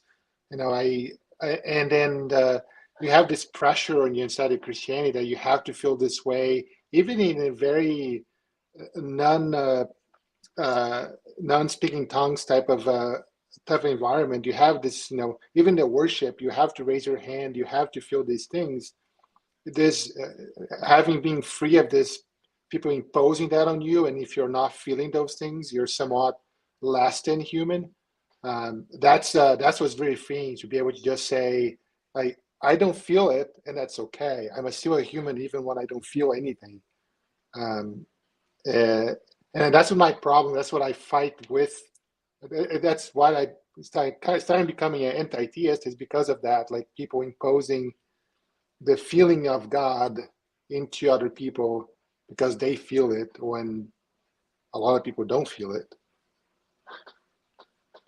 Quick question, just for my own education, what do you mean by anti-theist? What's an anti-theist? My view is not necessarily, if you want to believe it and keep it to yourself, fine. But if you want to believe it and push it down to other people, and make other people believe exactly what you believe, that's what I draw a line and say you went too far. So I'm not necessarily 100% there, but it's when inside of your views means that other people are less than you for whatever reason, that's what I would go against it. So an anti-theist may or may not be an atheist. Could that be true? You could be a theist and an anti-theist. So you might believe in God, but you don't want others to push their beliefs on you. I guess very conservative Christians are anti-theist to minus Yahweh in that way. Thank you. Did Nathan or Caleb want to add anything? I don't know, not in particular. I'm quite opposed to like really crude forms of reductivism when people sort of talk about like dopamine turning into thoughts and stuff. That I find that very off-putting. But that is my only thought about what has been said so far. Why is that off-putting? Like because neurotransmitters being part of our. Well, I think they are. Well, if the claim was that neurotransmitters are part of our biology or that they're involved in thought, right, I'd be fine with that. But the claim instead is that like dopamine turns into thought, or that like some particular experience is reducible to dopamine. And I don't know that that's actually empirically borne out. It's just this kind of like crude high school physics, right? But you're not necessarily saying that there's a supernatural above that, right? Yeah, I'm not saying that, no. Okay. Well, and when I say dopamine, I mean I could certainly. I don't mean to reduce something to just dopamine. I just don't have the time nor the space to go through all of the neurotransmitters, all of the studies that are out there that do relate to learning and how learning does impact directly our neurotransmitters. So sometimes I think we might sound reductionist, but it's not intended to be that way. It's trying to take really complex biologies or biological processes and talk about them quickly to make a point. So I apologize if it sounds like I'm mentioning dopamine as though I'm reducing it to only dopamine. It's certainly more complex than that. I could tell you an exciting little thing, and I would love to have Caleb say something since he's been here longer than all of us and not said anything. No, one thing though that did excite me is finding out. Mind you, I was a magical thinker, magical Christian. Everything was abracadabra. Everything was divine. God did it all. I had no, conclusion in my mind to say, oh, well, this is actually chemical compounds inside of my brain that are causing me to experience or feel these things. When I was able to understand, mind you, I'm a recovering drug addict. I wanted to know what was wrong with me. The church told me it was evil, sin, the flesh, the devil, something like that. When I became a Calvinist, it was God, actually. So I had to accept that God was actively involved in this, and it was God doing these things. God creates good and evil, and I just try to swallow that pill. But then one day I try to swallow this pill that I love people that God hates. And it was one of those things I was like, let me put that on the side. I can't focus on that right now. Like, how could I love people that God hates? It was down the road as I was dying from heroin addiction and then realizing something was wrong with my brain. Like I needed to figure out what was really going on. And the 12-step room wanted to say it's a disease.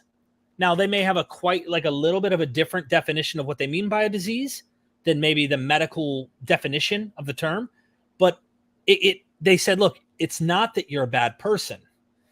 It's that there's something physiologically wrong with you. Now, when I realized it was me, I did not choose to be born. There's a lot of factors I had no say in that caused me to come to this experience where I'm dying and I don't know how to stop.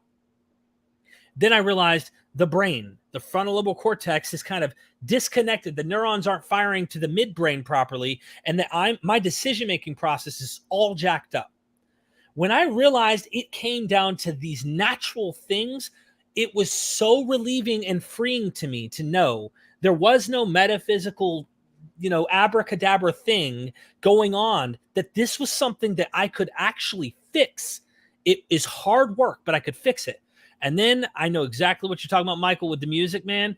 I could jam on some worship music and feel it, but I can also put on some Beatles Hotel California and get the goosebumps on my arms, or I can listen to some hardcore heavy metal and get the goosebumps on my arm and think, well, that's nothing to do with God, but I felt the same feelings I felt in church, or a love song to my wife, and I felt the same thing. So it, to me, does boil down to a natural phenomena that we can explain these things. I think it's a natural phenomenon, but I have never, ever once had the same experience listening to something that was not sacred as I had when I was doing something that was sacred. It's not, I was not a person that was like a goosebumps kind of a situation. It was a whole different set of sensations, and it wasn't something that happened every time that song was playing. It was, what we interpreted as being the presence of God or the Holy Spirit or whatever. These various manifestations, I come from particularly, I guess you'd say, the charismatic Pentecostal kind of mystical brand of Christianity. And I guess with my personality temperament, I'm kind of more open to those kinds of experiences, whereas some people are not. And the same people could be in the same room and might not be experiencing the same thing. I wonder if there's a place in our brains, and let me just throw it out there as like a possibility here. I don't even know. I wonder if there's a place in our brains when you listen to that certain type of music, you're thinking of something different. Like I think about my wife when I hear a love song, and I get a certain emotional experience from that song. I listen to another song, I get a certain emotional experience.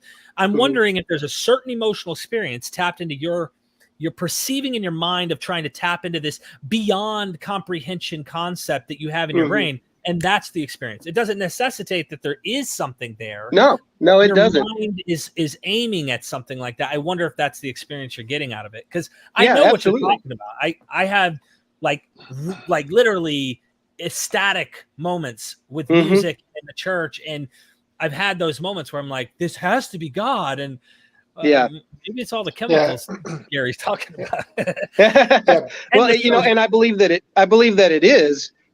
It's one of those things where it's as if that it's something that's supernatural, and I don't have to make a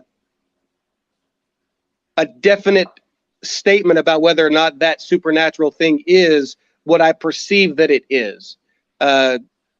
But it feels that way, the feeling of sacredness and transcendence and stuff like that. These same kinds of experiences are had by people that practice various kinds of Buddhist and Taoist meditation and stuff like that. And they have the same feelings and the same experiences, I would say, in better context, leading to better outcomes than what happens with Christians because it's so haphazard. And they contextualize it differently because of their ethnic, cultural, and religious context. I'm not saying there's not a naturalistic experience. Right. I'm just saying that simply reducing it to a natural experience sometimes can lead to nihilism. What else is there then? I'm just confused. Reducing it to natural. What else is there? Because its mechanistic properties. Real quick. I just want to say thank you, Matthew Munger. Thank you, Dr. Munger, for coming on. Looking forward to having you back on again, of course, for upcoming debates. And we just missed Nathan had to go. He had to take someone to the airport. And Tehran, he had to go. So everybody who's joining the chat, these are also YouTubers, so you can go and check them out. But Dr. Munger is not a YouTuber yet. I'm just going to hang out on your channel. We'll be. We'll convert you to the religion soon, Matthew. Yeah, you know what? I have this problem that I have a job where I have to produce stuff. So if I start doing YouTube, my children either will be sacrificed or my job. I don't know which. But I'll come on Derek's channel and let him sacrifice his children for it. Thank you for coming on, man. Yeah, seriously. Oh, thanks for and we've got some stuff set up. So absolutely, a debate's coming up. So we've got not only that, I think you might be participating in some of these. We might have you participate in another debate upcoming. But the one that we're doing on the show on Jubilees is coming up as well. What's going on with this book? What's it about? All that fun stuff. Yeah, and you know what, that's like, we'll do a plug for that, because like Jubilees is a great way of illustrating some of the stuff we've been talking about how natural phenomenon get like mythologized or get presented as angels or divinities and stuff like that. So I'm going to some examples of that from Jubilees, where we can see like literally things that are like either mentioned in Genesis or that are known just like turn into angels. And that's, I think that's a great example of some of that stuff where like, we're just, what do we not be, what can't we explain? Oh, it's an angel. Oh, it's divine.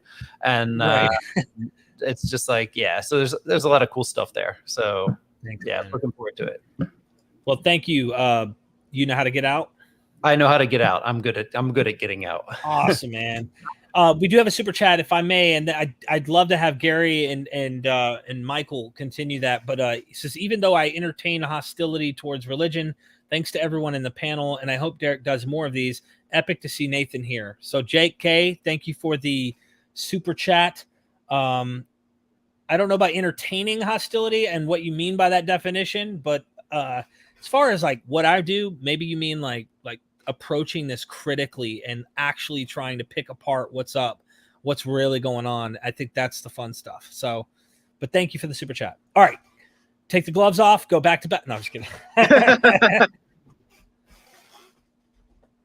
Well, I want to make it clear that I'm not saying that there are not natural explanations, but to reduce our understanding of our experience, a fancy word that I've heard is the word qualia, or the quality of our experience, to the billiard ball mechanisms that are occurring to produce it, is similar to exposing how a magician does his tricks, and then they therefore saying it's not anything special. Here, look, it was just a trick. It's like, yeah, it's a trick, but it's also a really impressive skill that produces a certain kind of experience.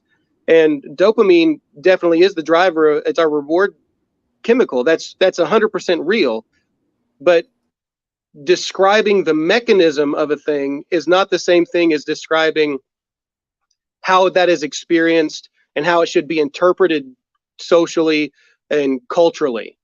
And so the lenses that I mentioned earlier of our culture, our ethnicity, and and I don't think there's anything inherent ethnically about a person, but with ethnicity, often there are sociocultural attachments there that we have a way of interpreting the world. And then religiously, those lenses can be positive and they can also be negative. And that's why I think there should be a feedback mechanism that's constantly checking in with what's going on, the natural phenomenon and what that means, but then how that feeds back into culture. We just need to make sure that happens in a way that doesn't lead to a lack of meaning or increases nihilism among people that are just like, God, I'm some automaton that's just being bounced around as molecules as a result of the Big Bang.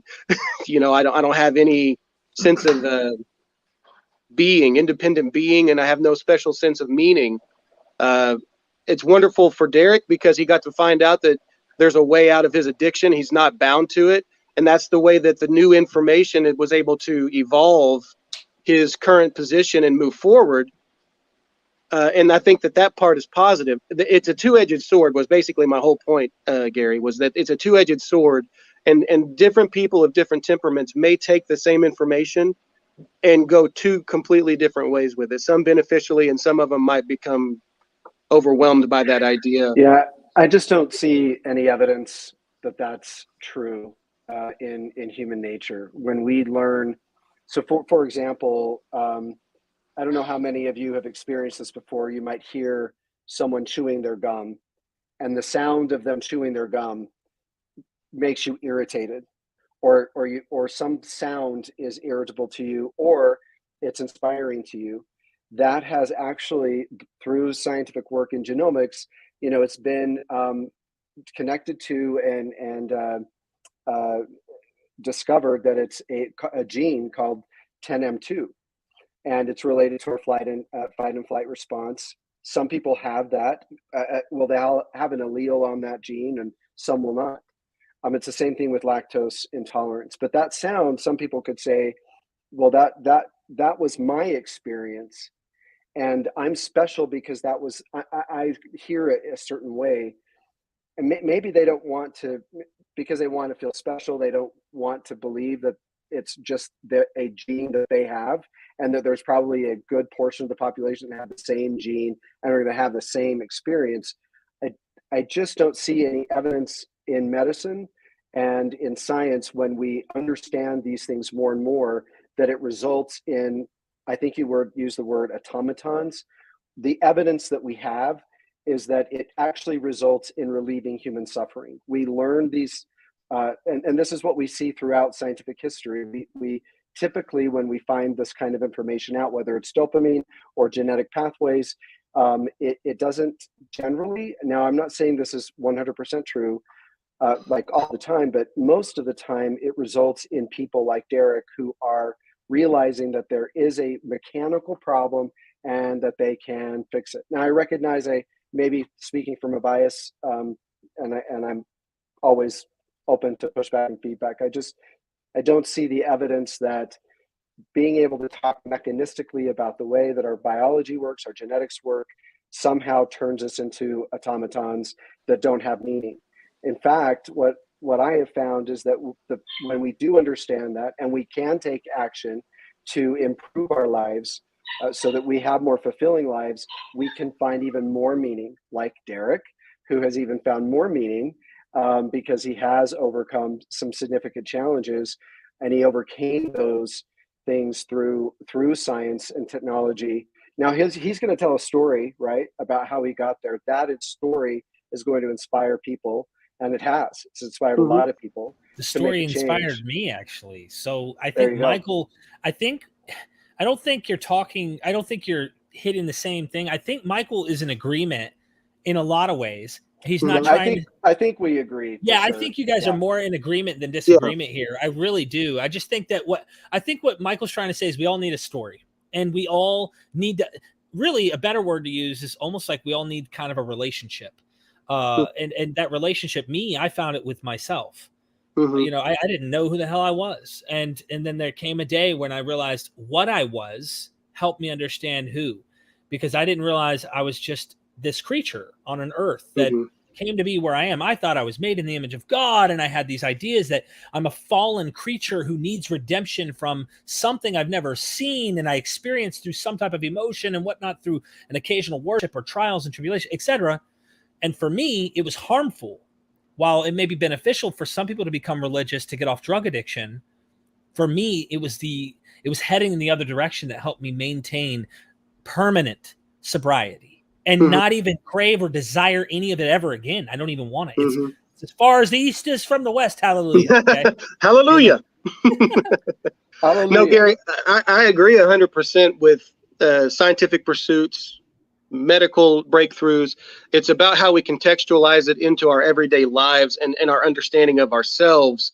We need a way to, Derek said relationship, and I think that's a good way to put it. We need a way to relate to this information that makes it meaningful, and that we don't end up with, there are people who in philosophy, they think that they believe in determinism. They're like, because of the conditions of the Big Bang, everything that's occurred, it only could have occurred the way that it does. And we only experience the illusion of free will. We don't have free will. Everything's just going to happen the way that it does, because it's just a bunch of billiard balls hitting one another, and they respond in appropriate ways according to what they're made of and the conditions and stuff like that.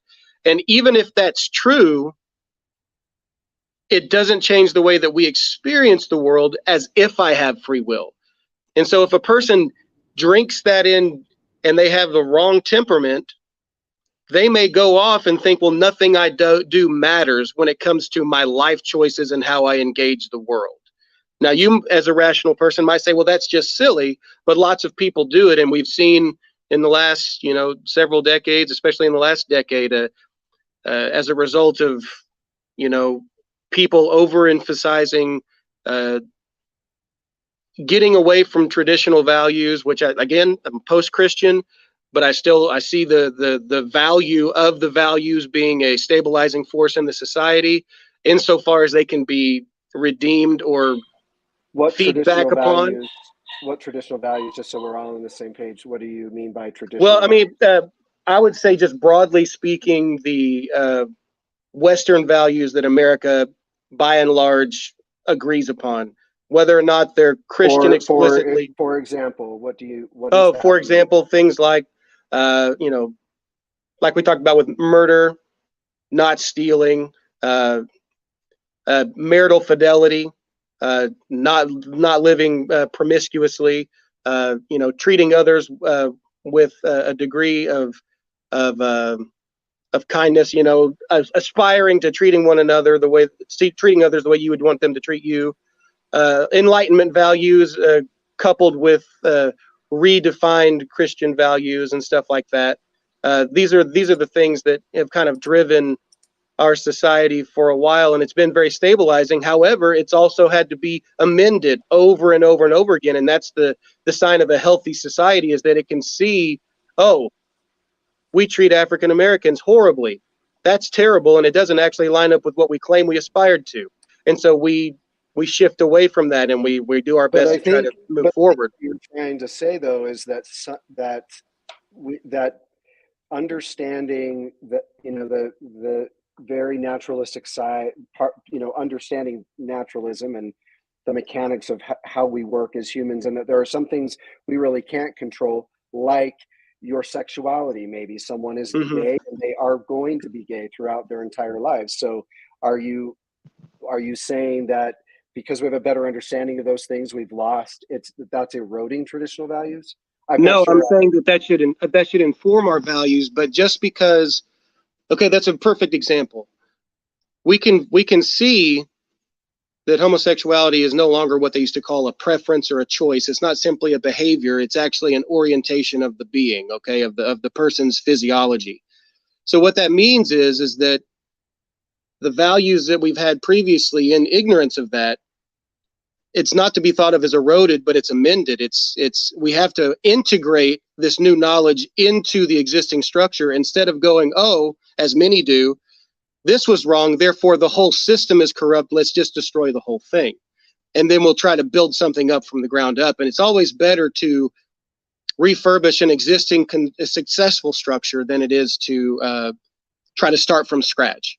And so I'm just speaking to the idea of meaning, and we've seen in the last decade or so huge increases in mental health crises among young people, and we've seen horrible outcomes when it comes to people and their sense of meaning, and the number of people that are walking around feeling lost. And telling them about dopamine is not going to help get them better. They need a way to relate to actual dopamine going off in their brain, driving them towards successful behaviors in the society. There has to be this feedback mechanism that will do what it did for Derek. That's severely that's really severely simplifying mental health and how you treat mental health. It's more complex than that, for sure. I'm not trying to make really big, broad, sweeping statements about mental health. I was making an observation about what we see. Michael, just a heads up. I've literally got 10 minutes and I have to leave, but okay. Apollo's wanted to say something, and then I want to give everybody a chance to say something before we leave. Yeah, I think one thing that has to be taken into account is that free will. I think one thing that does have to be discussed is it's not necessarily like a black and white thing, right? Like, just because, and I'm just playing devil's advocate, and I don't necessarily ascribe to the things that I'm poking holes to, but I can envision a case where someone who can't control their sexuality doesn't necessarily means that they're violating the very concept of free will, right? Like, I can't grow wings, right? Doesn't mean I'm violating free will. So I think that's something really important to talk about. And to your point, Gary, like, I think mental health is much more complex than, oh, it's just a choice. You can just, get better if you choose to do so. Yeah, there are a lot saying that. Well, look, I think that we should do more of these hangouts from time to time. Did Caleb or Daniel want to mention something before we end up going? To be honest, we've gone through so many topics, I forget what we're even talking about now. You are too patient, my friend. Too patient. Daniel? No, not really. Just appreciate the opportunity, and sports ball are overrated. That's all. Look, I think we're on the same side. We're all trying to speak at this thing, and we're using what we call language to try and get at something. So maybe we do more of these hangouts and have these lives. And the goal is to have people with different ideas discuss, right? This is it. In fact, Gary's channel, it's called Topic Discuss. So it would be interesting if Michael Young came onto your channel and you guys had a dialogue and had a topic and discussed it. So I would love that. I would love it too. Yep, I would love it too. Who's that? I'm no expert in anything. Michael, Michael, I left you a comment in private chat, just so you know, if you want to check it out. Oh, thank you. Same. Thank you. I really enjoyed this. Thank you so much, Derek, for hosting it. Oh, thank you. And like everybody, Apollos, I'm sorry you didn't get to spend much time, and Daniel, not much to say. And Caleb literally finally said something at the end of the show. But you know, the first shall be last and the last shall be first. So it's my fault for watching Doctor Strange, where it doesn't bother me, so it's fine. I've gotten my talking in plenty of other shows. We'll have you back on. You already know that. We're friends. Derek, you should come play poker with the Pine Creek group, and we're always there. He doesn't invite me like he used to. Oh, I can hook you up. Yeah, I'd love to do an online thing. There's some. We're going to start our own poker group, right, Derek? I think we should start something, right? We should start our own thing. We're going to start our own thing. Do a Discord. I know he already has a MythVision Discord, but I don't get in it. That's the problem. I'm never in it. Apollos, Daniel, Michael, do you guys have YouTube channels? I do not. Well, I mean, because I have a Gmail, I've got a YouTube channel, but I'm not a content creator. Apollos? Yeah. You do? Yeah. Put it in the private chat. I'll comment it now. And Daniel, do you? Okay. No, my son has one that he reads books. I still have to clean it up, Awesome. so like But no, not really. Let's not link it yet. What's that guy's name looking in the camera? Is Logan. Logan. Hi, Logan. Logan reads books. Tell us about your doll, Logan. He cannot hear you guys. Oh, sorry. Talk about your doll. Who is it?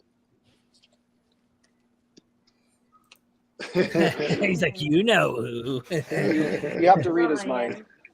Yeah, did you post that, Apollos? Oh, yeah, I'm posting it now. Okay, cool. Yeah, I'd like to share that just so everybody can go subscribe. Gary, let me get yours real quick here, too. I want everybody to go and subscribe to the people I bring on. I am a shameless plug. I know, but I do believe in community. And I think that helps as well when it comes to recovery and just mental health. Having a community to talk to, that helps. The private chat? Yeah, if you don't mind, that'll be easier. I'll just copy and paste it. Go show some love. If you haven't done a good deed today, right now you can by go showing some love and subscribing to the channels. This is Topic Discuss, Gary's YouTube channel. He's not only a friend, a dear friend, he also supports me in making sure that this show keeps alive. And there's been plenty of times he's come through and really helped. I'm subscribing right now to Apollos because I want the sun to shine on me. And and I believe it'll happen if I do. So Derek, I joined. I'm a member through. I saw that. So you have to just return a little favor for like $1.99. Join mine. Oh, so absolutely. I have at least more than 5.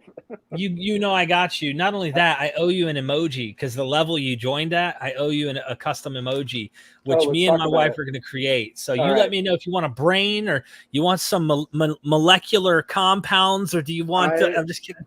I trust you and your wife. Yeah, look, you and me will talk about it. Seriously, is there anything else anyone else wants to say before we leave? Just thank you. This was awesome. Thank you. Yeah, thank you. I dropped my email in the private chat. I don't know who all can see that, but I dropped my email in there. Do you want it for only people in private, or you yeah, no, just for private. Yeah, okay. I'm not that interesting. Everybody, here's his email. Do you want our email, or send him a chain email and just get that started? Well, if you guys don't know mine, I mean, let me give it to you here in the private, but it's in the description, so most people don't know. But yeah, if you don't go check the description, you can contact me, email me that way. I do check my emails. I keep my eye on it too much, even on the weekends when I'm supposed to be off and I'm not supposed to be looking at my phone. I do that. But it's about half his emails. Derek, I'm going to give you my secret identity. But thank you, Derek, for the Hangouts. I think they're invigorating and I think they're inspiring. So thank you for hosting it. Hey, thank you. Seriously. I appreciate everybody on here and being able to have a conversation with people we disagree with. Caleb for not screaming at people, like, dude. Yeah. No, I just scream at people off camera. That's when I wait for it. So that's why he goes like this. That's why he's like this. Or I can't wait for him like one day to not mute. Like, what the hell kind of argument was that? And then I'm only thinking that. Hey guys. and vaguely agnostic. You're right. There are no women. We don't usually see a lot of women in these Hangout, Derek. I have invited, first of all, I invited Shannon Q, and you know what her actual response to me was? And I invited someone else too. Her response was, this was her response, so you can thank her. I have a normal human job. and then so do I. I do too. And then I also tried to invite Biddy Buddha, and she said, no, I'll stay in the chat. So it was just guys, which is fine. I mean, I would love to have more people of diversity. Surprised that Derek and Neil weren't on. Neil said he was going to pop on, but he didn't. Yeah. Most YouTube users are male anyway. My wife needs me to go. She's looking at me. Can you just say hi, baby? Just wave, please. Just say hi. I want to say hi to your wife because he wants to say hi. Gary wants to say hi. Really good for honey. I swear on everything. Did you want to? I can talk to her offline if she's embarrassed, but I do want to meet your wife. Hi, I'm Gary, and I've been wanting to meet you. Hi. Hey, how are you? Good. How are you? It's good to meet you. You too. Take care of Derek. Hi, Mrs. Lambert. That's right. Hi, how are you? Made me feel so old. I had to get you on here. Now you're famous, honey. What are we gonna do? What are we gonna do? She's famous. Seriously, thank you so much. I love y'all. I really do. I mean that. I'm not just saying that. I really mean that. If you ever need anything, message me. If you're going through something, I've been through it too, so we can talk. And then never forget, we are MythVision.